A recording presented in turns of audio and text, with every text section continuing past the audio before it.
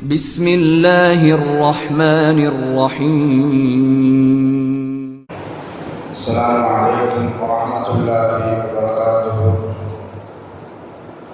الحمد لله رب العالمين، والصلاة والسلام على أشرف المرسلين وعلى آله وصحبه وسلم. إن الحمد لله نحمده ونستعينه ونستغفره ونؤمن به ونتوكل عليه، ونعوذ بالله من شرور أنفسنا ومن سيئات أعمالنا. من يهده الله فلا مضل له ومن يضلله فلا هادي له، وأشهد أن لا إله إلا الله وحده لا شريك له، وأشهد أن محمدا عبده ورسوله. قال الله تعالى: يا أيها الذين آمنوا اتقوا الله حق تقاته ولا تموتن إلا وأنتم مسلمون. وقال تعالى أيضا: يا أيها الناس اتقوا ربكم الذي خلقكم من نفس واحدة وخلق منها زوجها وبث منهما رجالا كثيرا ونساء، واتقوا الله الذي تساءلون به والأرحام إن الله كان عليكم رقيبا. وقال تعالى أيضا: يا أيها الذين آمنوا اتقوا الله وقولوا قولا سديدا يصلح لكم أعمالكم ويغفر لكم ذنوبكم، ومن يطع الله ورسوله فقد فاز فوزا عظيما. صدق الله العلي العظيم. قال نبينا صلى الله عليه وسلم: فإن الأصدق الحديث كتاب الله، وخير الهدي هدي محمد صلى الله عليه وسلم، وشر الأمور محدثاتها، وكل محدثة بدعة، وكل بدعة ضلالة، وكل ضلالة في النار. வார்த்தைகள் சிறந்தது எல்லாமுடைய வார்த்தைகளும் வழிகாட்டுதல்கள் சிறந்தது நபிகள் நாயகம் ஸல்லல்லாஹு அலைஹி வஸல்லம் அவர்களுடைய வழிகாட்டுதல் என்றும், காரியங்களில் மிக மிக கெட்டது மார்க்கத்தில் புதுமையை உண்டாக்குவது. ஒவ்வொரு புதுமையான காரியம் வழிகேடுகள் அனைத்தும் உங்களை நரகில் கொண்டு போய் சேர்க்கும் என்று நமது நபி ஸல்லல்லாஹு அலைஹி வஸல்லம் அவர்கள் தங்களுடைய ஒவ்வொரு சொற்பொழிவிலும் இந்த மனித சமுதாயத்திற்கு ஞாபகப்படுத்தியதை இந்த நல்ல சந்தர்ப்பத்தில் இங்கு ஒன்று கூடியிருக்கின்ற உங்களுடைய சிந்தனையிலும் ஆரம்பமாக இந்த நபிமொழியை ஞாபகப்படுத்தி எனது உரையை ஆரம்பம் செய்கிறேன். அல்ஹம்துலில்லாஹ். கண்ணியமானவர்களே, அல்லாஹ் நல்லடியார்களே, அல்லாஹ் தஆலா தன்னுடைய ஏகத்துவ கலிமாவை எத்தி வைப்பதற்காக வேண்டி இந்த உலகத்தில் எண்ணற்ற நபிமார்களையும் ரசூல்மார்களையும் அனுப்பி வைத்தார். அவர்கள் அனைவர்களுமே அல்லாஹ்வுடைய கட்டளையின்படி அவர்களுக்கு அனுப்பப்பட்ட சமுதாய மக்களிடத்தில் அல்லாஹ்வுடைய ஏகத்துவ கலிமாவை ஏற்றி வைத்தார்கள்.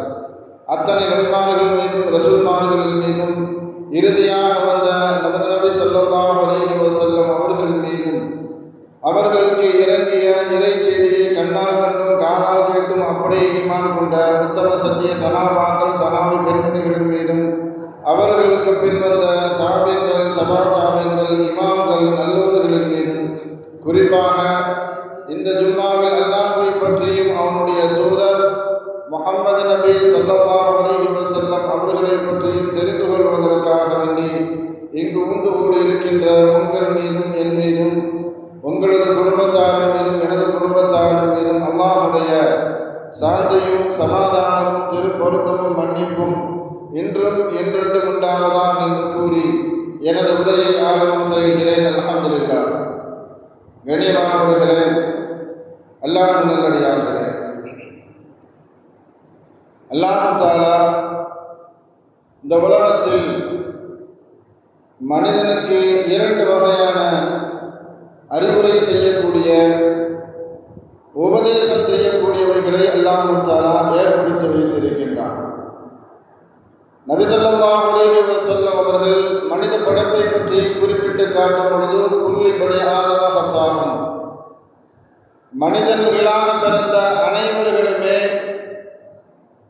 பாவ சிந்தனையுடனும் பாவ உணர்வுடனே வாழ்ந்து கொண்டிருக்கின்றார்கள் என்பதாக ஸல்லல்லாஹு அலைஹி வஸல்லம் அவர்கள் குறிப்பிட்டு காட்டுவார்கள்.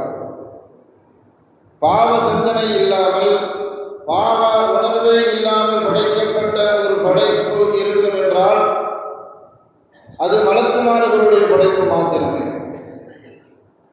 மற்ற படைப்புகள் மனிதர்களாக படைக்கப்பட்ட ஜின்களும் மனிதர்களும் பாவ உணர்வோடு தான் படைக்கப்பட்டிருக்கிறார்கள். அதன் அடிப்படையில் ஸல்லல்லாஹு அலைஹி வஸல்லம் அவர்கள் சொல்லி காட்டுவார்கள், குல்லு பனி ஆதம ஃபத்தாஹுன், மனிதர்கள் அனைவர்களும் பாவம் செய்யக்கூடியவர்களே, தவறு செய்யக்கூடியவர்களே என்ற கருத்தில் நபி ஸல்லல்லாஹு அலைஹி வஸல்லம் அவர்கள் சொல்லி காட்டுவார்கள்.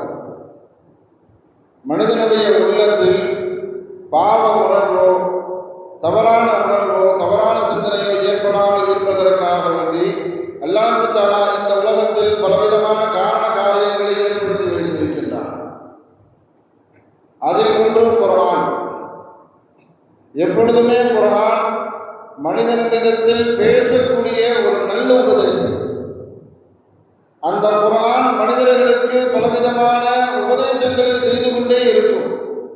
அதை எடுத்து எப்பொழுதெல்லாம் மனிதர்கள் வாசிப்பார்களோ குர்ஆன் மனிதர்களோடு பேசிக்கொண்டே இருக்கும். மனிதர்களுக்கு குர்ஆன் செய்யக்கூடிய ஒரு உபதேசம், குர்ஆனை எடுத்து பார்க்கும் பொழுது குர்ஆனில் இருக்கக்கூடிய அல்லாஹ்வுடைய அற்புதங்களை பற்றியும் அல்லாஹ்வுடைய அத்தாட்சிகளை பற்றியும் குர்ஆன் மனிதர்களுக்கு உபதேசம் செய்து கொண்டே இருக்கும். அது மாத்திரமல்ல, முன்னால் படைக்கப்பட்ட சமுதாய மக்களை பற்றியும் அவர்களை அழிக்கப்பட்ட வரலாறுகளை பற்றியும் வேதனை செய்யப்பட்ட வரலாறுகளை பற்றியும் குர்ஆன் மனிதர்களுக்கு இப்படி உபதேசம் செய்து கொண்டே இருக்கும். அதனால தான் குர்ஆனை மனிதர்களிடத்தில் பேசக்கூடிய நல்லுபதேசி என்பதாக இமாம்கள் சொல்லி காட்டுவார்கள். அந்த குர்ஆனை ஒருவர் ஆராய்ச்சி செய்ய ஆரம்பித்தால் அவர்களுக்கு நல்லுபதேசமும் நேர்வழியும் கிடைத்துவிடும் என்பதில் எந்த விதமான சந்தேகமும் இல்லை. இரண்டாவது, பேசாத ஒரு உபதேசி மரணம். இந்த மரணத்தை பற்றி ஒவ்வொரு மனிதர்களும் சிந்திக்க ஆரம்பித்தாலே மனிதர்களுக்கு வேறு எந்த விதமான உபதேசமும் தேவையில்லை. மரணம் மாத்திரமே மனிதர்களிடத்தில் பேசாத நல்ல உபதேசம். இந்த உலகத்தில் மனதைக்கக்கூடிய எல்லா ஜனாசாக்களும் எல்லா மனிதர்களுக்கும் ஆயிரமான உபதேசங்களை விட்டு செல்கிறது. நபித்தோழர்கள் ஒருவரான அபூதர் ரலியல்லாஹு தஆலா அவர்கள் சொல்லி காட்டுவார்கள், ஓ மவ்இலத்துன் கஃபலா மவ்இலத்துன் பலீகா வ கஃபலத்துன் சரிஆ என்பதாக சொல்லி காட்டுவார்கள். இந்த ஜனாசா இருக்கிறது, இந்த மையத்து இருக்கிறது, மனிதர்களிடத்தில் சொல்லக்கூடிய உபதேசத்தை விடவும் ஒரு கனிவான உபதேசம் எதுவுமே இல்லை என்பதாக சொல்லி காட்டுவார்கள். ஆனால் அதை மனிதர்கள் அதிக அளவில் சீக்கிரமாக மறந்து விடுவோம் என்பதாகவும் அபூதர் ரலியல்லாஹு தஆலா அவர்கள் சொல்லி காட்டுவார்கள். நபி ஸல்லல்லாஹு அலைஹி வஸல்லம் அவர்களுடைய சுன்னத்தில் ஒரு சுன்னத்து, மதீனாவில் எந்த ஜனாசா கொண்டு செல்லப்பட்டாலும் அதற்கு எழுந்து நின்று மரியாதை செலுத்துவார்கள். இதை பல சஹாபாக்கள் பல நேரங்களில் ஸல்லல்லாஹு அலைஹி வஸல்லம் அவர்களிடத்தில் காரணம் கேட்டிருக்கிறாங்க. யா ரசூலல்லாஹ், யூதர்களுடைய ஜனாசா கொண்டு செல்லப்பட்டாலும் அவர்களுடைய மையத்திற்கும் அவர்களுடைய ஜனாசாவிற்கும் நீங்கள் மரியாதை செலுத்தும் விதமாக எழுந்து நிற்கின்றீர்களே என்பதாக கேட்ட நேரத்தில் ஸல்லல்லாஹு அலைஹி வஸல்லம் அவர்கள் சொல்லி காட்டுவார்கள், அது முஸ்லிம்களுடைய ஜனாசாவோ யூதர்களுடைய ஜனாசாவோ வல் மையத்து ஃபஸ்உன், மரணம் என்றாலே அது அதிர்ச்சி தான்.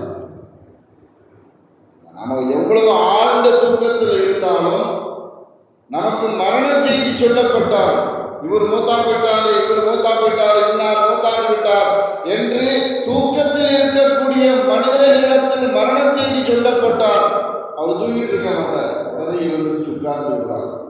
அதைத்தான் ஸல்லல்லாஹு அலைஹி வஸல்லம் அவர்கள் சொல்லி காட்டினார்கள், வல் மௌத்து ஃபஸ்உன், மரணம் என்றாலே அது அதிர்ச்சி. அது அதிர்ச்சியில எல்லாத்தையும் எழுந்திருத்து உட்கார வைக்கும். நான் எழுந்திருத்து நிற்கின்றேன் என்பதாக ஸல்லல்லாஹு அலைஹி வஸல்லம் அவர்கள் சொல்லி காட்டுவார்கள்.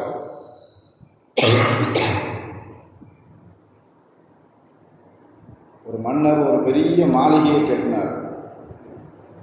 ஒரு பெரிய மாளிகையை கட்டிவிட்டு ஒரு இறைநேசரை அழைத்து, இந்த மாளிகையில இந்த கோட்டையில ஏதாவது ஒரு குறை இருந்தால் என்னிடத்தில் தெரிவிங்கள், நான் அதை சரி செய்து விடுகிறேன் என்பதாக அந்த மன்னர் தான் கட்டிய மாளிகைக்குள் அந்த இறைநேசரை அனுப்புகிறார். மாளிகை முழுவதும் சுற்றி பார்த்தார் அந்த இறைநேசர். சுற்றி பார்த்து விட்டு ஒரே ஒரு குறை இருக்குதுன்னு சொன்னார். இந்த கோட்டையில, இந்த மாளிகையில ஒரே ஒரு குறை இருக்கிறது என்பதாக அந்த இறைநேசர் சொல்லி காட்டினார். அந்த மன்னர் கேட்கிறாரு, எந்த குறையா இருந்தாலும் வெளிப்படையா சொல்லுங்க, நான் அதை சதி செஞ்சுக்கிறேன். அப்போ அந்த இறைநேசர் சொன்னாரு, அந்த குறையை யாராலும் சரி செய்ய முடியாது, உங்களால் மாத்திரமல்ல என்னாலும் அந்த குறையை என்ன செய்ய முடியாது, சரி செய்ய முடியாது. அப்படி என்ன குறை என்பதாக மன்னர் கேட்கிற நேரத்தில், இவ்வளோ பெரிய மாளிகையை நீங்கள் கட்டி இருக்கின்றீர்கள், ஒரு நாள் இந்த மாளிகையை விட்டும் நீங்கள் வெளியேறுவீர்கள், மறுபடியும் இந்த மாளிகைக்குள் உங்களால் திரும்பவும் நுழைய முடியாது என்பதாக சொல்லி காட்டினார். அவருக்கு ஒன்றுமே விளங்கலை. நான் மாளிகையை விட்டு வெளியே போனால் ரெண்டாவது திரும்ப வரத்தானே செய்வேன், என்னால் எப்படி திரும்ப வராமல் இருக்க முடியும் என்பதாக அந்த மன்னர் அதிர்ச்சியோடு ஆச்சரியத்தோடு கேட்கிற நேரத்தில், இல்லை, உங்களை எடுத்து செல்வார்கள், மறுபடியும் உங்களால் உள்ளே நுழைய முடியாது. நீங்கள் ஜனாசாவாக மையத்தாக எப்பொழுது இந்த மாளிகையில் இருந்து எடுத்து செல்லப்படுவீர்களோ மறுபடியும் உங்களால் இந்த மாளிகைக்குள் நுழைய முடியாது. மாத்திரமல்ல, உலகத்தில் யாராலும் தன் வீட்டை விட்டு மையத்தாக ஜனாசாவாக எடுத்து செல்லப்பட்டு விட்டால் அந்த வீட்டுக்குள் மறுபடியும் யாராலும் நுழைய முடியாது. இந்த உலகத்தில் 2 வீடு இருக்கு. ஒரு வீட்டை விட்டும் அவர் சென்று விட்டால் மறுபடியும் நாம் அந்த வீட்டில் நுழைய முடியாது, அது நாம் கட்டிய வசிக்கின்ற வீடு. இன்னொரு வீடு இருக்கிறது, அந்த வீட்டுக்குள் நுழைந்து விட்டால் மறுபடியும் அந்த வீட்டில் இருந்து வெளியே வரவே முடியாது, அதுதான் நாம் போகக்கூடிய கபர். இந்த 2 விஷயத்தை எந்த மனிதராலும் மறுக்க முடியாது. நீங்க எவ்வளவு பெரிய மாளிகையை கட்டிவிட்டாலும் இதை விட்டும் வெளியேறிவிட்டால் உங்களால் உள்ளக்க நுழைய முடியாது, அதுதான் பெரிய குறை என்பதாக சொல்லி காட்டினார்.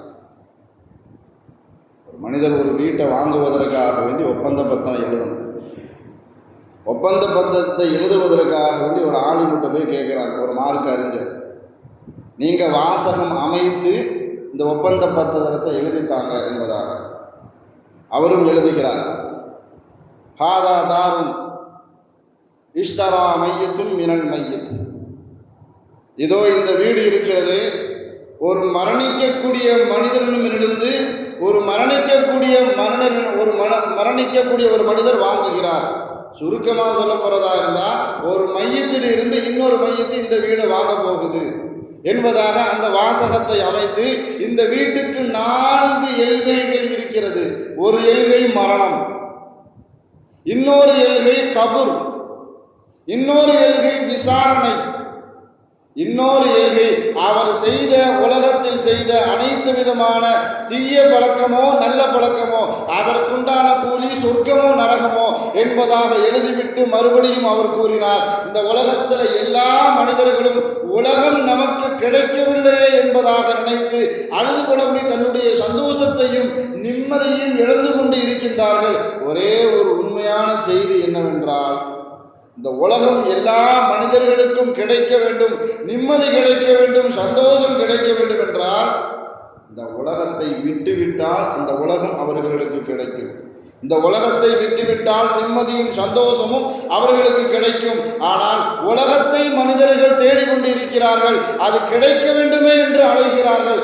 உலகத்தை யார் விட்டார்களோ அவர்களுக்கு உலகம் கிடைக்கும் என்பதாக வாசகம் அமைத்து அந்த ஒப்பந்த பத்திரத்தை நிறைவேற்றி கொடுத்தார். உலகத்தை எத்தனையோ மன்னர்கள் ஆட்சி செய்திருக்கிறார்கள், எத்தனையோ அரசர்கள் ஆட்சி செய்திருக்கிறார்கள். அவர்களுடைய மரண தருவாயில் அவர்களிடத்தில் சென்று நீங்க இந்த உலகத்தில் என்னத்தை அனுபவித்தீர்கள் என்பதாக கேட்ட நேரத்தில் ஒவ்வொரு மன்னர்களும் ஒவ்வொரு அரசர்களும் ஒவ்வொரு விதமான ஸ்டேட்மெண்ட்டை கொடுத்திருக்கிறாங்க. ஹாரூன் ரஷீத் பாதுஷா முஸ்லீம் மன்னர்களே மிகப்பெரிய ஒரு அரசர். அவர் மரண தருவாயில் இருக்கக்கூடிய நேரத்தில் அவரிடத்துல போய் கேட்கிறாங்க, நீங்க இந்த உலகத்தில் எதை சம்பாதித்தீர்கள், நீங்கள் எதை அடைந்து கொண்டீர்கள் என்று கேட்கிற நேரத்தில் சூரத்துல் ஹாக்காவில் இருக்கக்கூடிய 2 வசனத்தை ஓதி காட்டினார். மா அகன அன்னி மாலியா ஹலக்க அன்னி சுல்தானியா, எனக்கு மரணம் வரப்போகிறது, இந்த மரணத்தை தடுக்கக்கூடிய என்னுடைய செல்வ செழிப்பெல்லாம் என்னுடைய மரணத்தை அது தடுக்கவே இல்லை. ஹலக்க அன்னி சுல்தானியா, என்னுடைய ஆட்சி அதிகாரம் எல்லாம் அழிய போகிறது, ஆனால் என்னுடைய மரணத்தை அது எல்லாம் தடுக்கவில்லை என்பதாக சொல்லிவிட்டு யாமல்லாம் யஸாலு இரஹம், யாருடைய ஆட்சி அழிவையை ஏற்படுத்தாதோ ரப்பி இரஹம், யாரெல்லாம் என்ன மன்னிச்சிரு, கதுசால முல்குஹு, யாருடைய ஆட்சி அழிவை உண்டாக்குமோ அப்படிப்பட்ட என்னுடைய ஆட்சி அழிய போகிறது, யாருடைய ஆட்சி அழிவையே உண்டாக்காதோ உன்னுடைய ஆட்சி தான் நிரந்தரமானது, ரப்பே என்ன மன்னித்து விடு என்பதாக தன்னுடைய இறுதி காலகட்டத்தில் ஹாரூன் ரஷீத் பாதுஷா அல்லாஹ்விடத்தில் எப்படி மகபிரத்தை தேடினார்கள்.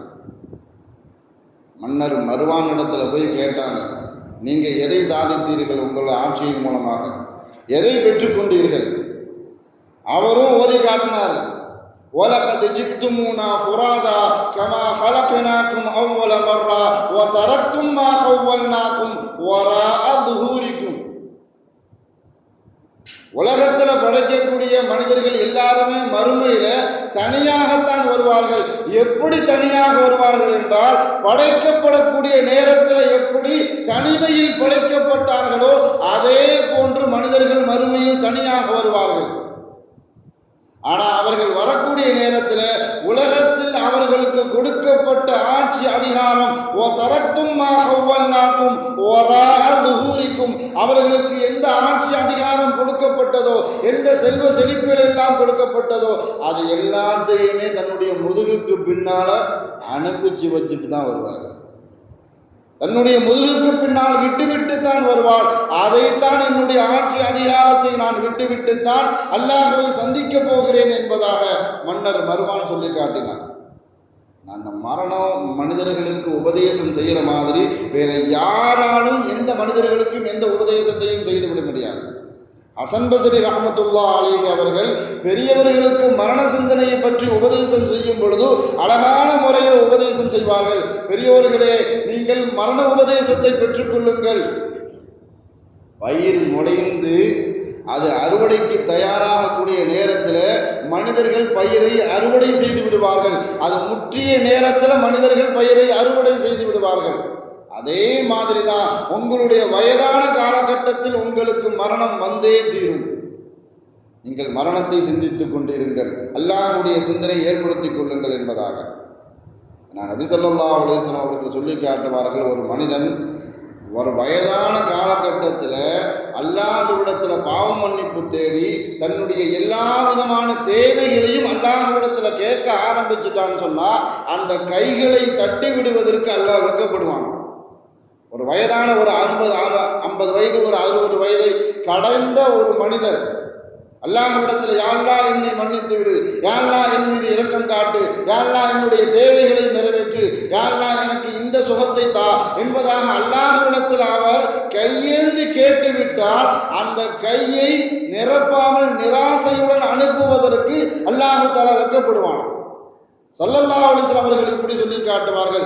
அதே மாதிரி தான் ஒரு 50 வயது 60 வயதை தாண்டிய ஒரு மனிதர் பாவம் செய்து விட்டால் அந்த மனிதனுடைய பாவத்தை அல்லாஹ் தஆலா மன்னிக்க மாட்டான். மாத்திரமல்ல, மறுமை நாளில் அவரை ஏறெடுத்துட்டு கூட பார்க்க மாட்டான்.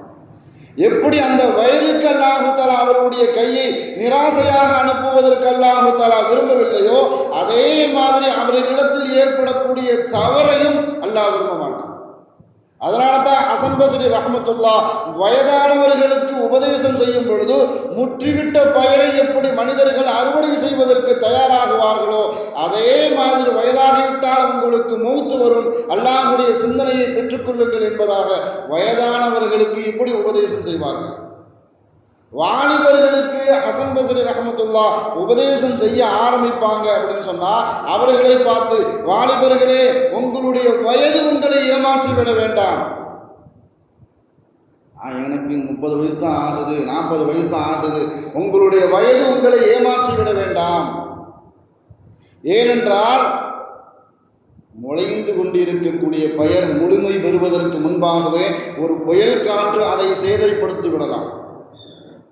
முழுமைப்படுத்துவதற்கு முன்பாகவே அந்த புயல் காற்று அந்த பயிரை அழித்து விடலாம். அதே மாதிரியே உங்களுடைய வயது உங்களுக்கு ஏமாற்றி விட வேண்டாம், நான் 80 வயசு வரைக்கும் இருப்பேன், 90 வயது வரைக்கும் நான் வாழ்வேன் என்று நீங்கள் யாரும் நிச்சய பத்திரம் எழுதிவிட வேண்டாம். யாருக்கும் எந்த நேரத்திலும் மௌத்து வரும். குர்ஆன்ல ஒரே வசனத்தை 3 இடத்துல சொல்லி காட்டுவான். குல்லு நஃப்ஸின் ஸாயிகத்துல் மௌத், உலகத்தில் பிறந்த எல்லா ஆத்மாவும் மரணத்தை சந்தித்தே தீரும். இதுல எந்த விதமான மாற்று கருத்தும் இல்லை.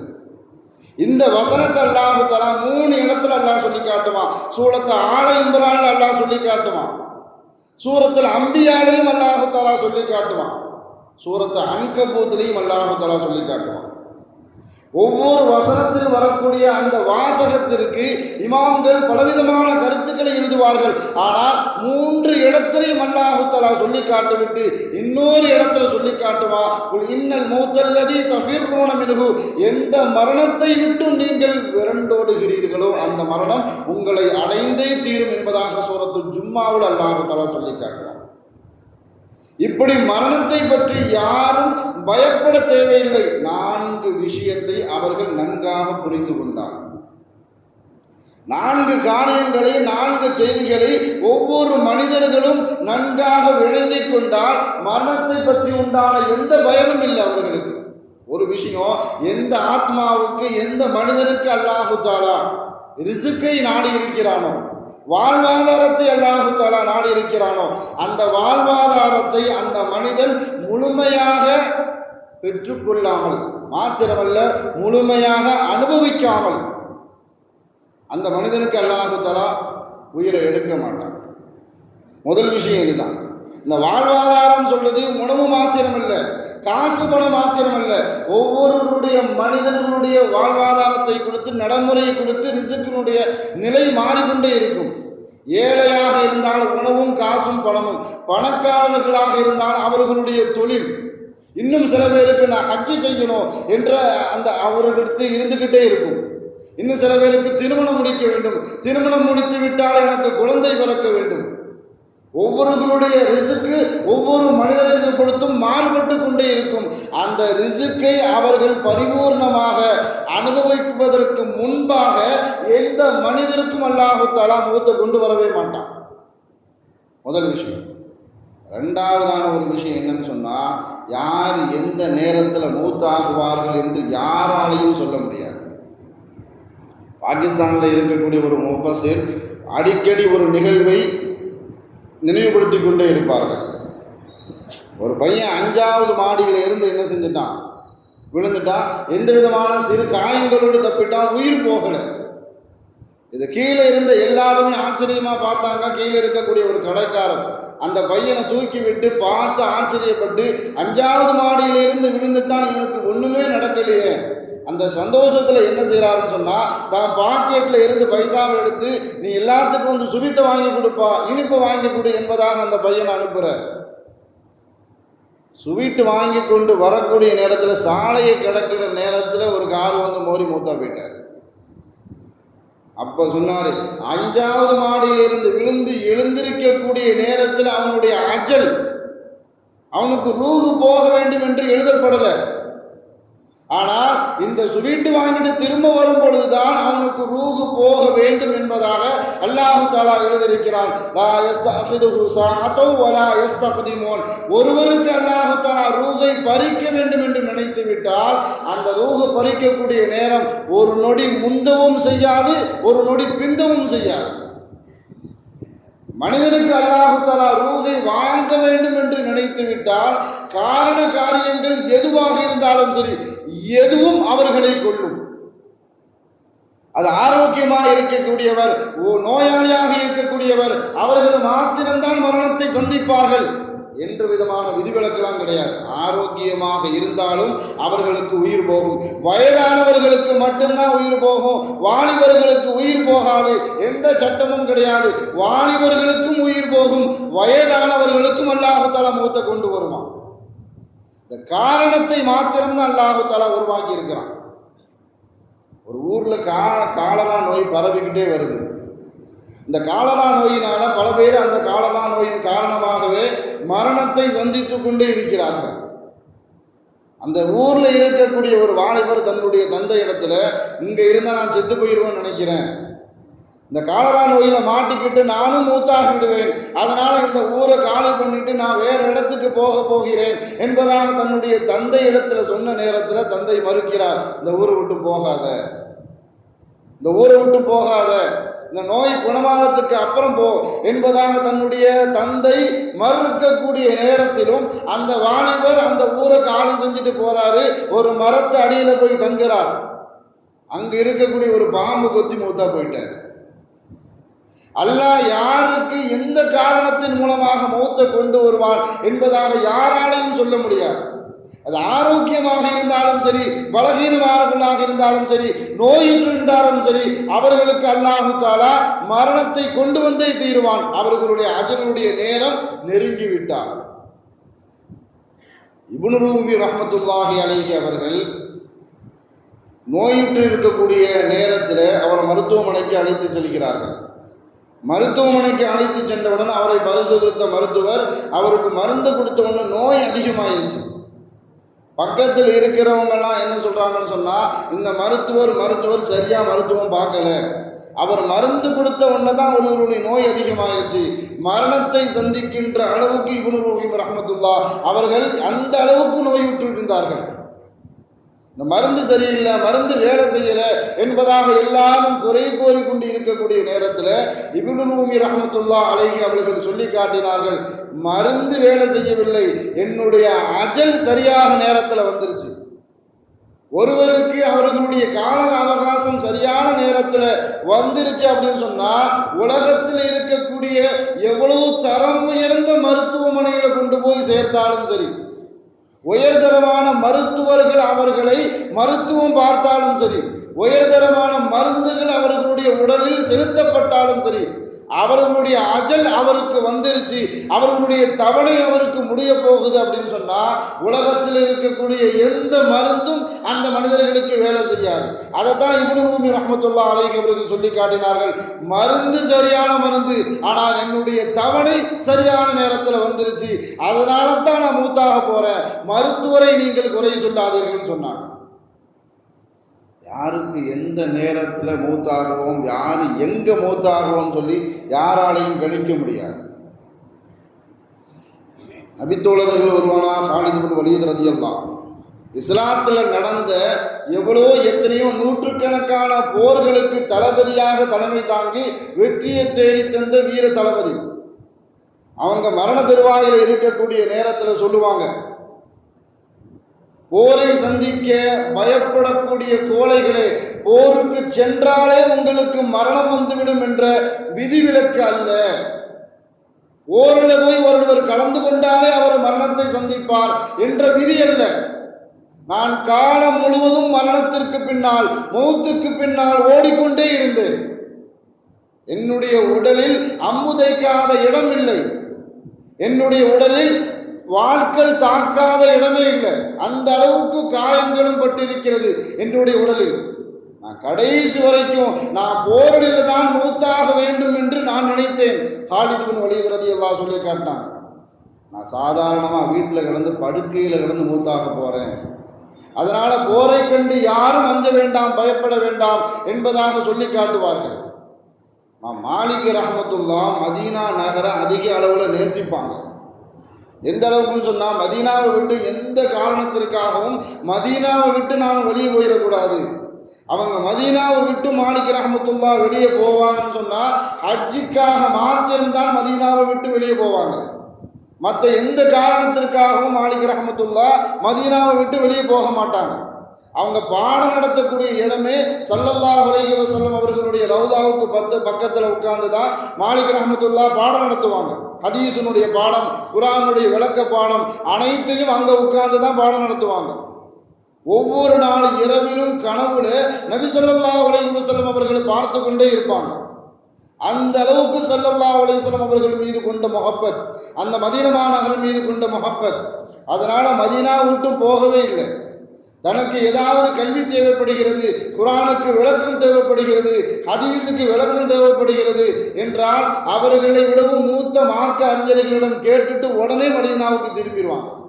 அந்த அளவுக்கு மதீனாவிலே தங்கியிருந்த மாலிக் ரஹ்மத்துல்லாஹ் ஒரு நாள் கனவுல நபி ஸல்லல்லாஹு அலைஹி வஸல்லம் அவர்களை பார்க்குறாங்க. பார்த்துட்டு அவங்கள்ட்ட கேட்குறாங்க, யா ரசூலல்லாஹ் எனக்கு மௌத்து எப்போ வரும்னு கேட்குறாங்க. ஸல்லல்லாஹு அலைஹி வஸல்லம் அவர்கள்ட்ட கேட்குறாங்க, யா ரசூலல்லாஹ் எனக்கு மௌத்து எப்போ வரும், எப்பொழுது மரணம் வரும் என்ற கேட்ட நேரத்தில் ஸல்லல்லாஹு அலைஹி வஸல்லம் அவர்கள் கனவுல 5 விரலை மட்டும் காட்டுறாங்க, காட்டிட்டு போயிட்டாங்க. மாலிக் ரஹ்மத்துல்லாஹ் அவர்களுக்கு ஒன்றுமே விளங்கல. 5 நாளுன்னு சொன்னாங்களா, 5 வாரம் சொன்னாங்களா, 5 மாதம் சொன்னாங்களா, 5 வருஷம் சொன்னாங்களா, ஒன்றுமே விளங்கலையே. இந்த கனவுக்கு நாம் விளக்கத்தை பெற்றுக்கொள்ள வேண்டும் என்பதற்காக வேண்டி அந்த காலகட்டத்தில் கனவுக்கு சரியான விளக்கம் சொல்லக்கூடிய இப்னு சிரீன் ரஹ்மத்துல்லாஹ் அவர்கள்ட்ட விளக்கம் கேட்குறாங்க. ஸல்லல்லாஹு அலைஹி வஸல்லம் அவர்கள்ட்ட நான் எப்பொழுது மரணிப்பேன் என்பதாக கேட்டேன். அவர்கள் 5 விரலை மாத்திரம் காட்டிவிட்டு மரணித்து விட்டார்கள். இதுக்கு விளக்கம் என்ன அப்படின்னு கேட்கும் பொழுது அல்லாஹ் குர்ஆன்ல சொல்லி காட்டுவான். சூரத்துல் லுக்மானுடைய கடைசி வசனத்தில் அல்லாஹ் சொல்லி காட்டுவான், இன்னல்லாஹ இன்தஹு இல்முஸ் ஸாஆ. 5 விஷயம் அல்லாஹ்வுடைய கட்டுப்பாட்டில் இருக்குது. 5 விஷயம், 5 காரியங்கள் அல்லாஹ்வுடைய கட்டுப்பாட்டில் இருக்கிறது. இன்னல்லாஹ இன்தஹு இல்முஸ் ஸாஆ. கியாமத் நாள் எப்போ வரும்னு சொல்லி உலகத்தில் எந்த மனிதருக்கும் தெரியாது, எந்த மலக்குமார்களுக்கும் தெரியாது, எந்த நபிமார்களும் அறிவிக்கலை. அல்லாஹ்வுக்கு மட்டும்தான் தெரியும் கியாமத் எப்போ வரும்னு சொல்லி. ஸல்லல்லாஹு அலைஹி வஸல்லம் அவர்கள் கியாமத்தை பற்றி சில அறிகுறிகளை சொல்லி இருக்கிறார்களே தவிர இந்த நாளில் வரும், வெள்ளிக்கிழமை வரும், இந்த டேட்டில் வருமா, இந்த வருஷத்தில் வருமா, யாருக்கும் தெரியாது. ஸல்லல்லாஹு அலைஹி வஸல்லம் அவர்கள் ஜும்மா அன்னைக்கு கியாமத் நாள் நிகழும், அதை மாத்திரமே அறிகுறியாக சொல்லி இருக்கிறார்களே தவிர்த்து இந்த வருஷத்தில் வரும் என்பதாக ஸல்லல்லாஹு அலைஹி வஸல்லம் அவர்கள் எந்த ஹதீஸ்லையும் குறிப்பிடலை. அதை அல்லாஹ் குர்ஆன்ல சொல்லி காட்டுவான், இன்னல்லாஹ இன்தஹு இல்முஸ் ஸாஆ வயுனஸ்ஸிலுல் கைஸ். மழை எப்போ எவ்வளவு பெய்யும் என்பது யாருக்கும் தெரியாது. வானிலை அறிக்கை வாசிக்கக்கூடியவர்கள் கூட மழை பெய்யக்கூடும் சந்தேகத்தில் சொல்லுவாங்க. அவன் சொன்ன அன்னைக்கு மழை பெய்யவே செய்யாது. இத்தனை மாவட்டங்களில் இந்த அளவுக்கு மழையை எதிர்பார்க்க முடியும் என்பதாக தன்னுடைய எதிர்பார்ப்புகளை மாத்திரம்தான் மனிதர்களாக சொல்ல முடியுமே தவிர உறுதியாக எந்த மனிதராலும் சொல்ல முடியாது. கர்ப்பத்தில் இருக்கக்கூடிய குழந்தை ஆனா பெண்ணால் தெரியும். அதனுடைய வாழ்வாதாரத்தை பற்றியோ அதனுடைய குணாதிசயங்களை பற்றியோ எந்த ஸ்கேனாலும் ஸ்கேன் பண்ண முடியாது. உலகத்தில் படைக்கப்பட்ட விஞ்ஞான வளர்ச்சியில எந்த மனிதனுடைய வாழ்வாதாரத்தை குறித்தும் யாராலும் எதுவும் கணித்து சொல்லிவிட முடியாது. அல்லாஹ் குர்ஆன்ல சொல்லி காட்டுவா, வயஅலமு மா ஃபில் அர்ஹாம் வமா தத்ரி நஃப்சும் மாதா தக்ஸிபு கதா. 4வது விஷயம், எந்த மனிதர் நாளைக்கு எவ்வளவு சம்பாதிப்பார்கள். சம்பாத்தியம் சொன்னா அவரவர் வாழ்வாதாரத்தை குறித்து, புகழோ படிப்போ பதவியோ எதுவாக இருந்தாலும் எதை அவர்கள் சம்பாதிப்பது மூலமாக திருப்தி கொள்வாரோ அந்த சம்பாத்தியம் நாளைக்கு எவ்வளவு சம்பாதிப்பார் என்று எந்த மனிதராலும் கணிக்க முடியாது. உமா தத்ரி நஃப்சும் பிஅய்யி அர்தின் தமூத். எந்த மனிதனுடைய உயிர் எங்க போகும், எந்த பூமியில போகும் யாராலையும் சொல்ல முடியாது. அதைத்தான் ஸல்லல்லாஹு அலைஹி வஸல்லம் அவர்கள் 5 விரலை காட்டினார்கள் என்பதாக இப்னு சிரீன் ரஹ்மத்துல்லாஹ் இமாம் மாலிக் ரஹ்மத்துல்லாஹி அலைஹி அவர்களுக்கு சொல்லி காட்டினார்கள். ஏன்னா உலகத்தில் வாழக்கூடிய அழகிய உபதேசத்திலேயே ஒரு மனிதனுக்கு மரணம் செய்யக்கூடிய உபதேசத்தை தவிர்த்து யாராலும் எந்த உபதேசமும் செய்ய முடியாது. அந்த அளவுக்கு மரணம் தான் ஒரு மனிதனுக்கு சிறந்த உபதேசம். மூசா அலைஹிஸ்ஸலாம் அவர்களிடத்தில் ஒரு வாலிபர் அவர்களுடைய காலகட்டத்தில் அல்லாஹ் எனக்கு அதிகப்படியான நியாமத்துகள் செய்வதற்கு நீங்கள் துஆ செய்ய வேண்டும் என்பதாக மூசா அலைஹிஸ்ஸலாத்துல கோரிக்கை வைக்கிறார். மூசா அலைஹிஸ்ஸலாம் அவர்களும் அல்லாஹ்விடத்தில் கேட்குறாங்க, யா அல்லாஹ் குறிப்பிட்ட இந்த வாலிபருக்கு நீ அதிகப்படியான அருள்கொடை செய். அல்லாஹ் திருப்பி கேட்குறான், எவ்வளோ அருள்கொடை செய்யணும், கணக்கில்லாமல் செய் என்பதாக அல்லாஹ்விடத்தில் மூசா அலைஹிஸ்ஸலாம் அவர்கள் துஆ செய்து விட்டார்கள். கொஞ்ச நாளைக்கு அப்புறம் அந்த வாலிபரை சந்திப்பதற்காக இப்போ செல்லும் பொழுது மூசா அலைஹிஸ்ஸலாமுக்கு அப்படியே அதிர்ச்சி. அவர்களுடைய வாழ்வாதாரத்துக்காக வேண்டியும் அவர்களுடைய வாழ்நாள் பரக்கத்திற்காக வேண்டியும் அவர்களுடைய ஞானத்துக்காக வேண்டியும் மூசா அலைஹிஸ்ஸலாம் அவர்கள் துஆ செய்திருக்கிறார்கள். அந்த மனுஷன் எந்த அளவுக்கு வாழ்வாதாரத்தை அனுபவித்து வாழப்போகிறார், வாழ்ந்து கொண்டிருக்கிறார் என்பதை சோதிப்பதற்காக வேண்டி, சந்திப்பதற்காக வேண்டி மூசா அலைஹிஸ்ஸலாம் அவர்கள் அந்த வாலிபரை பார்க்கறதுக்காக வேண்டி போறாங்க. அந்த வாலிபர் மரணம் அடைந்து விட்டார். மூசா அலைஹிஸ்ஸலாத்துக்கு அப்படி பெரிய அதிர்ச்சி. நாம துவா செஞ்சிருக்கிறோம், அவர்களுடைய வாழ்வாதாரத்துக்காக வேண்டி துவா செஞ்சிருக்கிறோம், அவர்களுடைய ஞாபகத்துக்காக வேண்டிய அருள்குடைகளுக்காக வேண்டி துவா செஞ்சிருக்கிறோம். அல்லாஹ் அவரை மரணிக்க செய்து விட்டானே. அல்லாஹ்விடத்துல கேள்வி கேட்கிறாங்க, யா அல்லாஹ், இப்படி இந்த மனுஷன் மரணம் அடைஞ்சிட்டாரு, இந்த வாலிபர் மூத்தா போயிட்டாரு, என்ன விஷயம் அப்படின்னு கேட்கும் பொழுதும் மூசாவை நான் அவங்கள்ட்ட கேட்டேன், நீங்க அந்த வாலிபருக்கு அருள்கொடை கொடுக்க சொல்லி துவா செஞ்சீங்க, எவ்வளவு அருள்கொடை கொடுக்க வேண்டும் என்று நான் உங்களிடத்தில் கேட்டேன், நீங்க சொல்லி காட்டினீர்கள், எண்ணிலடங்கா அருள்கொடைகளை அந்த வாலிபருக்கு கொடுக்க வேண்டும் என்று, கணக்கில்லாமல் கொடுக்க வேண்டும் என்று நீங்கள் துவா செய்தீர்கள்.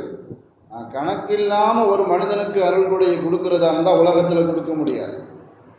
என்னுடைய அருள்கொடைய ஒரு மனிதனுக்கு கணக்கில்லாமல் எண்ணிலடங்கா அருள்கொடைகளை உலகத்தில் எந்த மனிதனுக்கும் கொடுக்க முடியாது. அவருடைய மரணத்திற்கு பிறகுதான் ஒரு மனிதனுக்கு அருள்கொடைகளை கணக்கில்லாமல் கொடுக்க முடியும் என்பதாக அல்லாஹ் மூசா அலைஹிஸ்ஸலாத்துக்கு சொல்லி காட்டினார். அதனால நாம் அல்லாஹ்விடத்தில் அருள்கொடைகளை அதிகம் பெற்றுக்கொள்வதாக இருந்தால் நம்மளுடைய மரண சிந்தனை நமக்கு அதிக முக்கியத்துவம் வாய்ந்தது. அது வாலிபர்களாக இருந்தாலும் சரி, வயோதிகர்களாக இருந்தாலும் சரி, அந்த ஒரு சிந்தனை ஒரு மனிதனுக்கு உள்ளத்தில் ஏற்பட்டு விட்டால், இந்த தொழுகுதான் எனக்கு கடைசி தொழுகையோ, இந்த உணவு தான் எனக்கு கடைசி உணவோ, இந்த தூக்கம்தான் எனக்கு கடைசி தூக்கமோ என்று ஒவ்வொரு தொழுகையும், ஒவ்வொரு நேர தொழுகையும், ஒவ்வொரு நேர உணவும் நமக்கு அப்படி செல்ல ஆரம்பித்து விட்டால் எந்த மனிதனும் தன்னுடைய வாழ்நாளில் தவறான சிந்தனையோ பாவமான சிந்தனையோ அவர்களுடைய உள்ளத்தில் ஏற்படாது. மரண சிந்தனை என்பது ஒவ்வொரு மனிதனுக்கும் அந்த அளவுக்கு பாடங்களையும் படிப்பினையும் ஏற்படுத்தக்கூடியது. அந்த மரண சிந்தனையை நம் சமூக மக்கள் அனைவர்களுக்கும் ஏற்படுத்தி நாமும் அல்லாஹ்வை அதிகம் நினைவு கூறுவர்களாக, மரணத்தை அதிகம் நினைக்கக்கூடிய நல்ல சமூகத்தில் அல்லாஹ் தஆலா நம்மை அனைவரையும் ஆக்கிரமிப்பு புரிவானாக. வாழும் காலமெல்லாம் மருத்துவமனை கஷ்டங்கள், அதன் செலவுகள், சிரமங்கள் அனைத்தையும் விட்டும் அல்லாஹ் தஆலா நம்மை பரிபூர்ணமாக பாதுகாப்பானாக. வாழும் காலமெல்லாம் நோய் நொடிகள் இல்லாமல் உடல் ஆரோக்கியத்தோடு மனநிறைவோடு இன்பத்தோடு அல்லாஹ்வை நின்று வணங்கி வழிபட்டும் வாழும் நசீபை இல்லாமல் அல்லாஹ் உங்களுக்கும் எனக்கும் நம்மை ஈன்றெடுத்த தாய் தந்தையர்களுக்கும் நம் மனைவி மக்கள் உற்றார் உறவினர் யாவருக்கும் கொடுத்து அருள் புரிவானாக என்று கூறி எனது வார்த்தையை நிவர்த்தி செய்கிறேன். வாஹிரு தாவானா அல்ஹம்துலில்லாஹ்.